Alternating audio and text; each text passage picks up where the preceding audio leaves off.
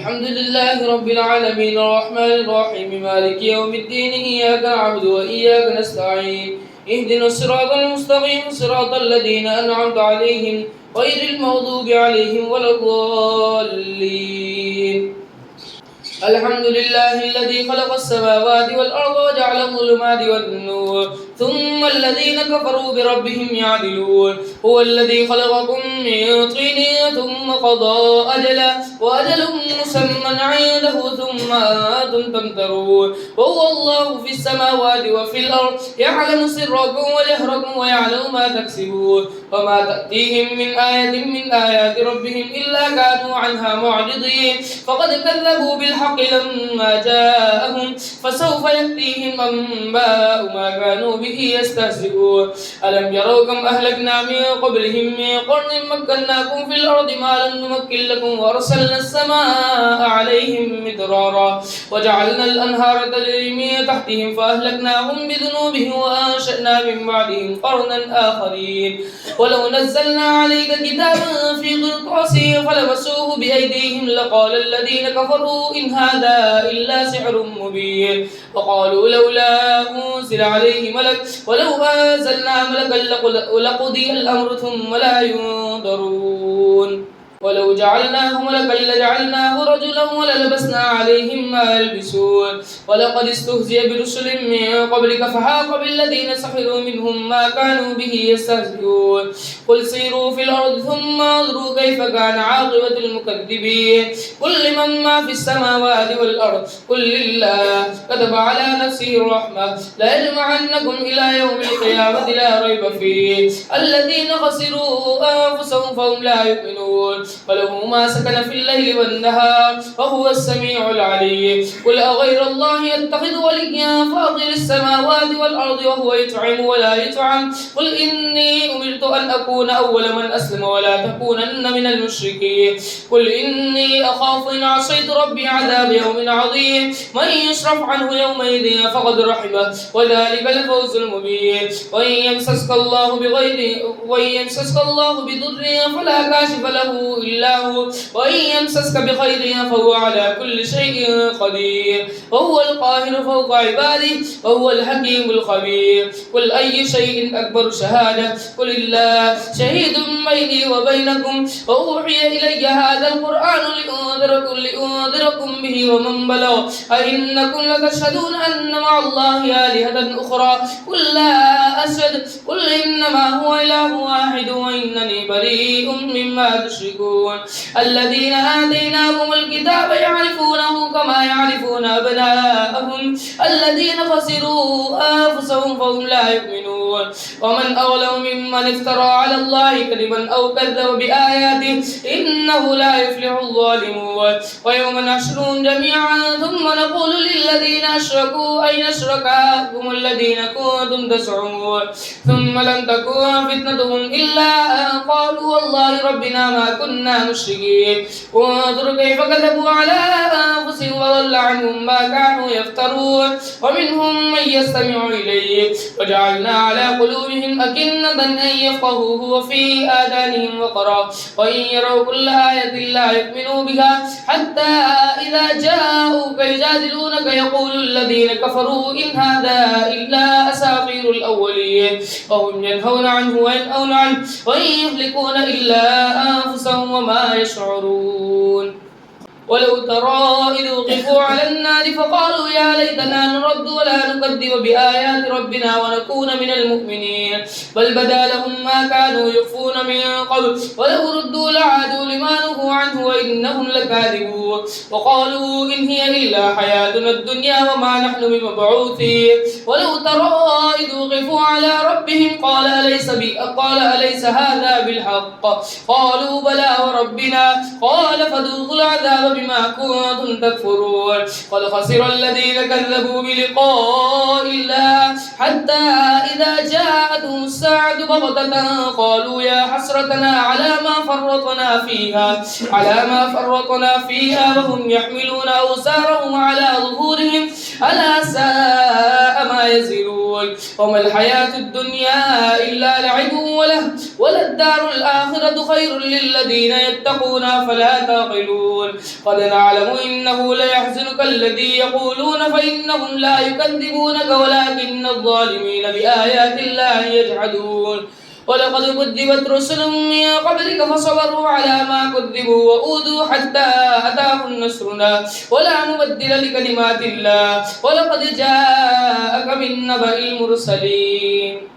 وإن كان كبر عليك إعراضهم فإن استطعت أن تبتغي نفقا في الأرض أو سلما في السماء فتأتيهم بآية ولو شاء الله لجمعهم على الهدى فلا تكونن من الجاهلين إنما يستجيب الذين يسمعون والموتى يبعثهم الله ثم إليه يرجعون فقالوا لولا نزل عليه آية من ربه قل إن الله قادر على أن ينزل آية ولكن أكثرهم لا يعلمون وما من دابة في الأرض ولا طائر يطير بجناحيه إلا أمم أمثالكم ما فرطنا في الكتاب من شيء ثم إلى ربهم يحشرون والذين كذبوا بآياتنا صم وبكم في الظلمات من يشاء الله يضلل ومن يشاء يجعله على صراط مستقيم قل أرأيتكم إن أتاكم عذاب الله أو أتتكم الساعة وغير الله تدعون إن كنتم صادقين بل إياه تدعون فيكشف ما تدعون إليه إن شاء وتنسون ما تشركون ولقد أرسلنا إلى أمم من قبلك فأخذناهم بالبأساء والضراء لعلهم يتضرعون فلولا إذ جاءهم بأسنا تضرعوا ولكن قست قلوبهم وزين لهم الشيطان ما كانوا يعملون فلما نسوا ما ذكروا به فتحنا عليهم أبواب كل شيء حتى إذا فرحوا بما أوتوا أخذناهم بغتة فإذا هم مبلسون فقطع دابر القوم الذين ظلموا والحمد لله رب العالمين قل أرأيتم إن أخذ الله سمعكم وأبصاركم وختم على قلوبكم من إله غير الله يأتيكم به انظر كيف نصرف الآيات ثم هم يصرفون قل أرأيتكم إن أتاكم عذاب الله بغتة أو جهرة هل يهلك إلا القوم الظالمون وما نرسل المرسلين إلا مبشرين ومنذرين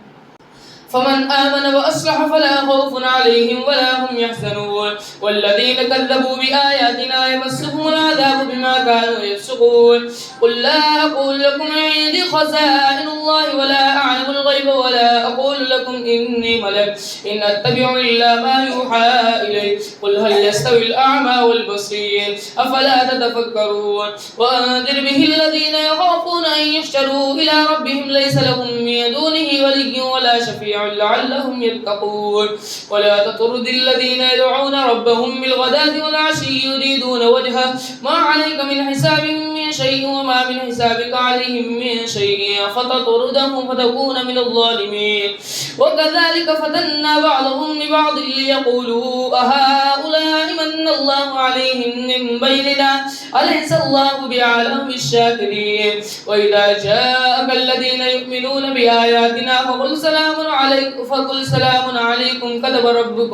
فقل سلام عليكم كتب ربكم على نفسه الرحمة أنه من عمل منكم سوءا بجهالة ثم تاب من بعده وأصلح فأنه غفور رحيم وكذلك نفصل الآيات ولتستبين سبيل المجرمين قل إني نهيت أن أعبد الذين تدعون من دون الله قل لا أتبع أهواءكم قد ضللت إذا وما أنا من المهتدين قل إني على بينة من ربي وكذبتم به ما عندي ما تستعجلون به إن الحكم إلا لله يقص الحق وهو خير الفاصلين قل لو أن عندي ما تستعجلون به لقضي الأمر بيني وبينكم والله أعلم بالظالمين وعنده مفاتح الغيب لا يعلمها إلا هو ويعلم ما في البر والبحر وما تسقط من ورقة إلا يعلمها ولا حبة في ظلمات الأرض ولا رطب ولا يابس إلا في كتاب مبين وهو الذي يتوفاكم بالليل ويعلم ما جرحتم من النهار ثم يبعثكم فيه لقضى أجل مسمى ثم إليه مرجعكم ثم ينبئكم بما كنتم تعملون وهو القاهر فوق عباده ويرسل عليكم حفظة حتى إذا جاء أحدكم الموت توفته رسلنا وهم لا يفرطون ثم ردوا إلى الله مولاهم الحق ألا له الحكم وهو أسرع الحاسبين قل من ينجيكم من ظلمات البر والبحر تدعونه تضرعا وخفية لئن أنجانا من هذه لنكونن من الشاكرين قل الله ينجيكم منها ومن كل كرب ثم أنتم تشركون قل هو القادر على أن يبعث عليكم عذابا من فوقكم أو من تحت أرجلكم أو يلبسكم شيعا ويذيق بعضكم بأس بعض انظر كيف نصرف الآيات لعلكم يفقهون وكذب به قومك وهو الحق قل لست عليكم بوكيل لكل نبأ مستقر وسوف تعلمون وإذا رأيت الذين يخوضون في آياتنا فأعرض عنهم حتى يخوضوا في حديث غيره وإما ينسينك الشيطان فلا تقعد بعد الذكرى مع القوم الظالمين وما على الذين يتقون من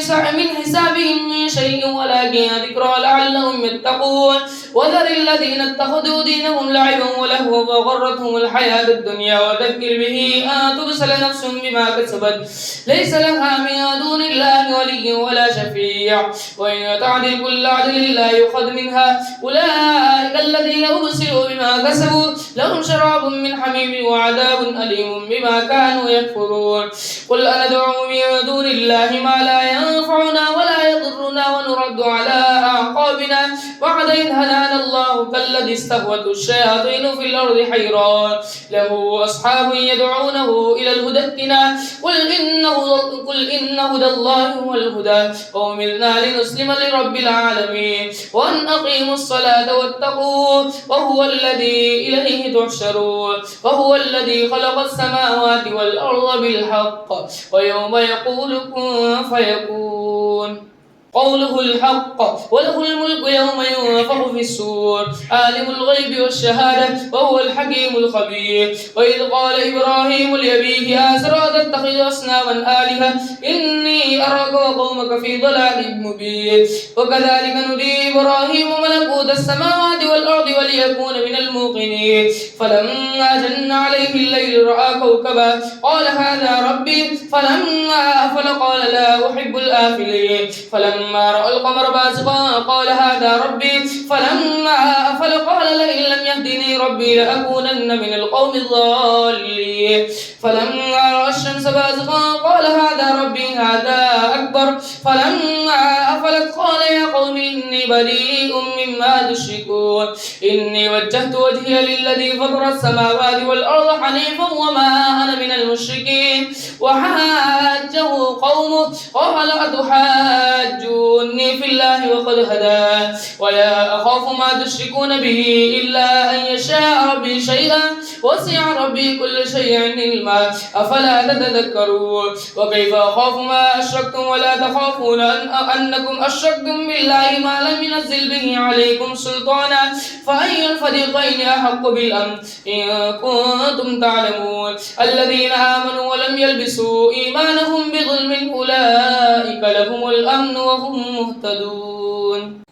وتلك حجتنا آتيناها إبراهيم على قومه نرفع درجات من نشاء إن ربك حكيم عليم ووهبنا له إسحاق ويعقوب كلا هدينا ونوحا هدينا من قبل ومن ذريته داود وسليمان وأيوب ويوسف وموسى وهارون وكذلك نجزي المحسنين وزكريا ويحيى وعيسى وإلياس كل من الصالحين وإسماعيل واليسع ويونس ولوطا وكلا فضلنا على العالمين ومن آبائهم وذرياتهم وإخوانهم واجتبيناهم وهديناهم إلى صراط مستقيم ذلك هدى الله يهدي به من يشاء من عباده ولو أشركوا لحبط عنهم ما كانوا يعملون أولئك الذين آتيناهم الكتاب والحكم والنبوة فإن يكفروا يكفر بها هؤلاء فقد وكلنا بها قوما ليسوا بها بكافرين أولئك الذين هدى الله فبهداه مقتدي قل لا أسألكم عليه أجرا إن هو إلا ذكرى للعالمين وما قدر الله حق قدره إذ قالوا ما أنزل الله على بشر من شيء قل من أنزل الكتاب الذي جاء به موسى نورا وهدى للناس تجعلونه قراطيس تبدونها وتخفون كثيرا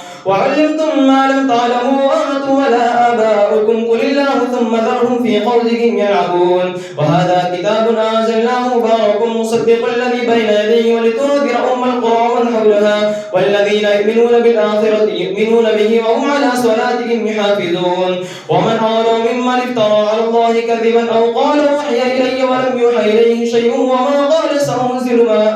وما قال سأنزل مثل ما أنزل الله ولو ترى إذ الظالمون في غمرات الموت والملائكة باسطوا أيديهم أخرجوا أنفسكم اليوم تجزون عذاب الهون بما كنتم تقولون على الله غير الحق وكنتم عن آياته تستكبرون ولقد جئتمونا فرادا كما خلقناكم وتركتم ما خولناكم وراء ظهوركم وما نرى معكم شفعاءكم الذين زعمتم أنكم فيكم شركاء لقد تقطع بينكم وضل عنكم ما كنتم تزعمون إن الله فالق الحب والنوى يخرج الحي من الميت ومخرج الميت من الحي ذلكم الله فأنى تؤفكون فالق الإصباح وجعل الليل سكنا والشمس والقمر حسبانا ذلك تقدير العزيز العليم وهو الذي جعل لكم النجوم لتهتدوا بها في ظلمات البر والبحر قد فصلنا الآيات لقوم يعلمون وهو الذي أنشأكم من نفس واحدة فمستقر ومستودع قد فصلنا الآيات لقوم يفقهون وهو الذي أنزل من السماء ماء فأخرجنا به نبات كل شيء فأخرجنا منه خضرا نخرج منه حبا متراكبا ومن النخل من طلعها قنوان ودانية وجنات من أعناب والزيتون والرمان مشتبها وغير متشابه انظروا إلى ثمره إذا أثمر وينعه إن في ذلكم لآيات لقوم يؤمنون وجعلوا لله شركاء الجن وخلقهم وخلقوا له بنين وبنات بغير علم سبحانه وتعالى عما يصفون بديع السماوات والأرض أنى يكون له ولد ولم تكن له صاحبة وخلق كل شيء ذلكم الله رب وخلق كل شيء وهو بكل شيء عليم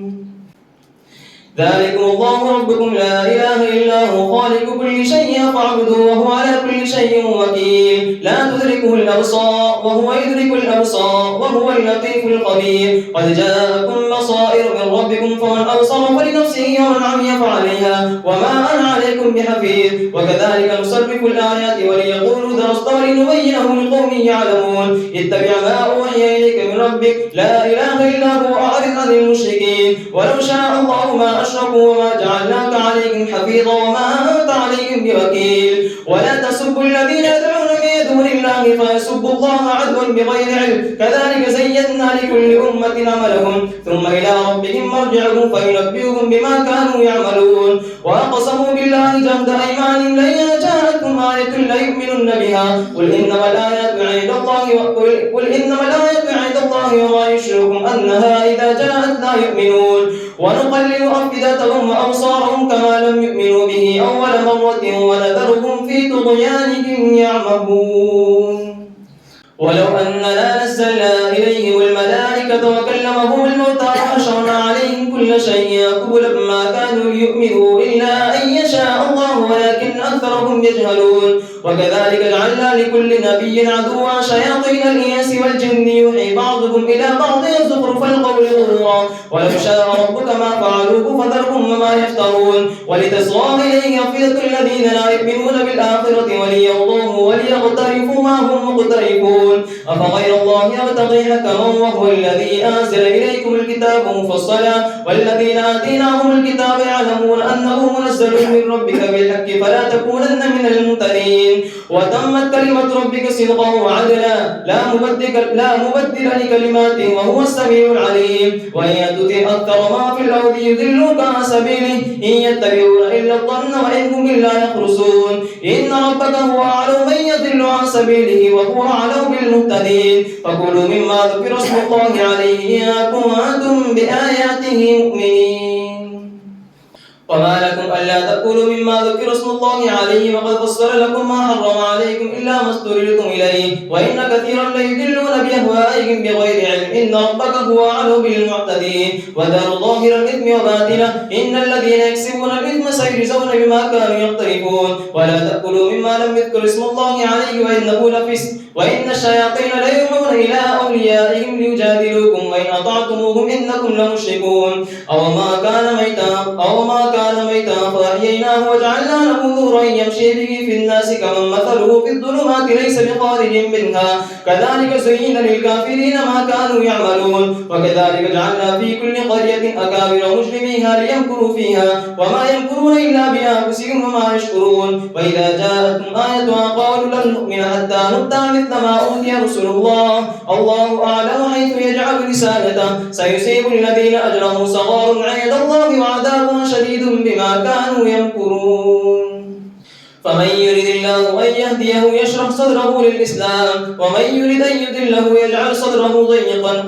ضيقا حرجا كأنما يصعد في السماء كذلك يجعل الله الرجس على الذين لا يؤمنون وهذا صراط ربك مستقيما قد فصلنا الآيات لقوم يذكرون لهم دار السلام عند ربكم وهو وليكم بما كانوا يعملون ويوم يحشرهم جميعا يا معشر الجن قد استكثرتم من الإنس وقال أولياؤهم من الإنس ربنا استمتع بعضنا ببعض وبلغنا أجلنا الذي أجلت لنا قال النار مثواكم خالدين فيها إلا ما شاء الله إن ربك حكيم عليم وكذلك نولي بعض الظالمين بعضا بما كانوا يكسبون يا معشر الجن والإنس ألم يأتكم رسل منكم يقصون عليكم آياتي وينذرونكم لقاء يومكم هذا قالوا شهدنا على أنفسنا وغرتهم الحياة الدنيا وشهدوا على أنفسهم أنهم كانوا كافرين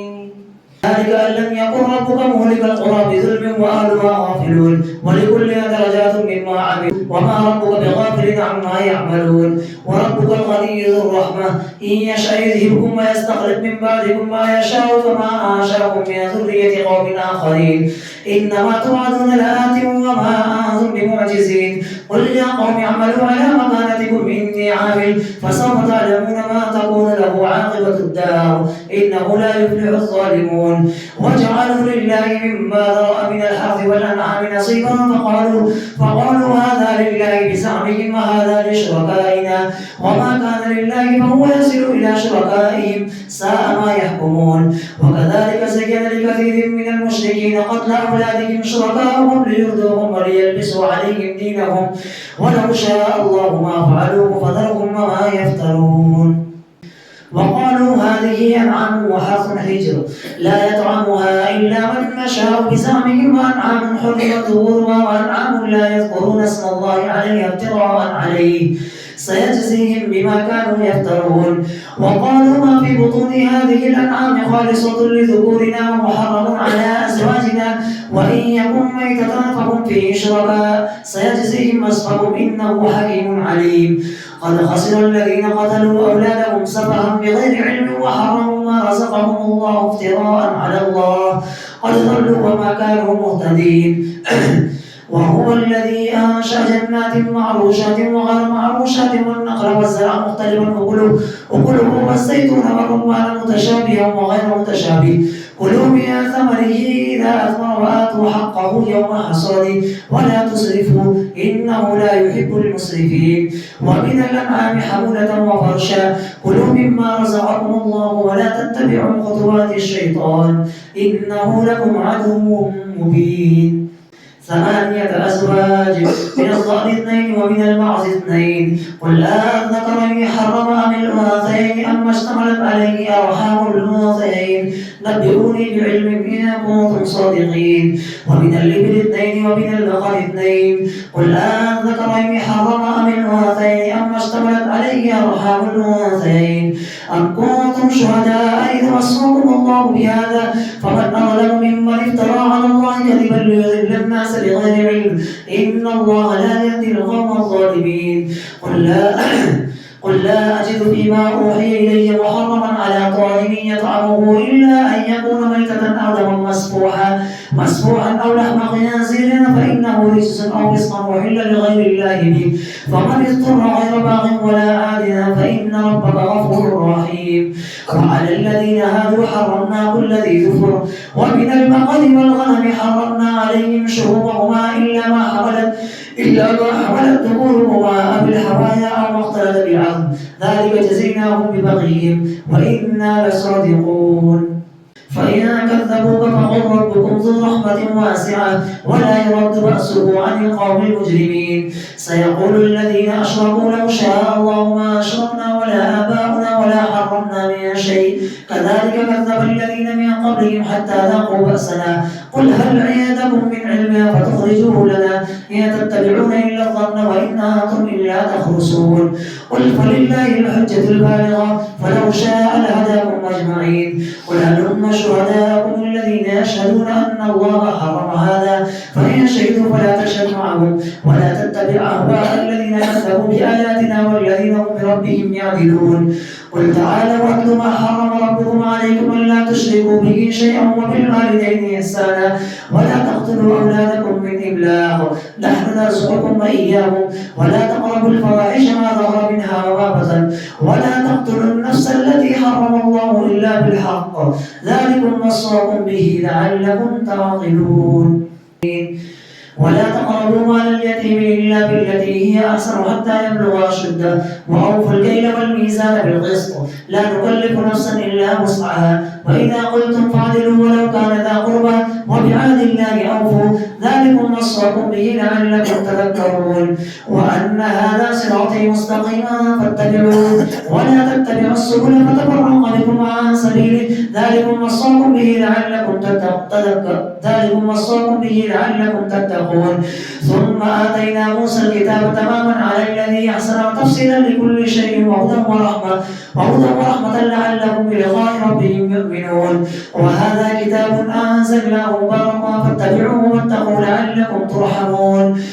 تقولوا إنما أنزل الكتاب على طائفتين من قبلنا وإن كنا عن دراستهم لغافلين أو تقولوا لو أنا أنزل علينا الكتاب لكنا أهدى منهم فقد جاءكم بينة من ربكم ومن أظلم مما كذب بآيات الله وصدف عنها سنجزي الذين يصدفون عن آياتنا سوء العذاب بما كانوا يصدفون هل ينظرون إلا أن تأتيهم الملائكة أو يأتي ربك أو يأتي بعض آيات ربك يوم يأتي بعض آيات ربك لا ينفع نفسا إيمانها لم تكن آمنت من قبل أو كسبت في إيمانها خيرا قل اعتذروا إنا منتظرون إن الذين فرقوا دينهم وكانوا شيعا لست منهم في شيء إنما أمرهم إلى الله ثم ينبئهم بما كانوا يفعلون من جاء بالحسنة فله 10 أمثالها وما جاء بالسيئة فلا يجزى إلا مثلها وهم لا يظلمون قل إنني هداني ربي إلى صراط مستقيم دينا قيما ملة إبراهيم حنيفا وما كان من المشركين قل إن صلاتي ونسكي ومحياي ومماتي لله رب العالمين لا شريك له وبذلك أمرت وأنا أول المسلمين قل أغير الله أبغي ربا وهو رب كل شيء ولا تكسب كل نفس إلا عليها ولا تزر وازرة وزر أخرى ثم إلى ربكم مرجعكم فينبئكم بما كنتم فيه تختلفون وهو الذي جعلكم خلائف الأرض ورفع بعضكم فوق بعض درجات ليبلوكم فيما آتاكم إن ربك سريع العقاب وإنه لغفور رحيم